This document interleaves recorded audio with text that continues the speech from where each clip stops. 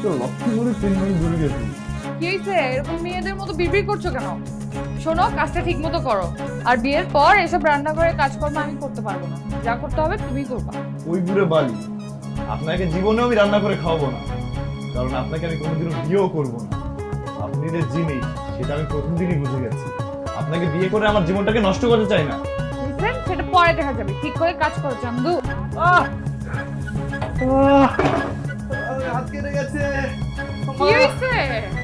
আরে আপনি না পুরুষ মানুষ, সামান্য হাত কাটছে সেটা দিয়ে মেয়েদের মতো এমন লাফালাফি করে কি আছে? পুরুষ মানুষটা আপনাকে মনে হয়, আর আমাকে মেয়ে মানুষ মনে হয়। যদি মেয়ে মানুষ না মনে হতো আমি কি এই যে থালা বাসন মাজতাম? চুপ করো।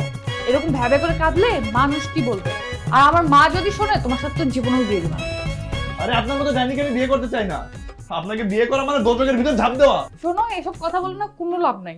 তার থেকে বেটার তুমি নেক্সট অডিশনের জন্য রেডি পরের অডিশন মানে? আমার পক্ষে আর অডিশন দেওয়া সম্ভব না। হবে চান্দু, হবে। তোমাকে দ্বারা সব পসিবল হবে। ঠিক করে কাজ করো। হায় আল্লাহ, এ তো দেখি ইবলিশের পল্টন। আমার জীবন তো শেষ করে ফেলবে।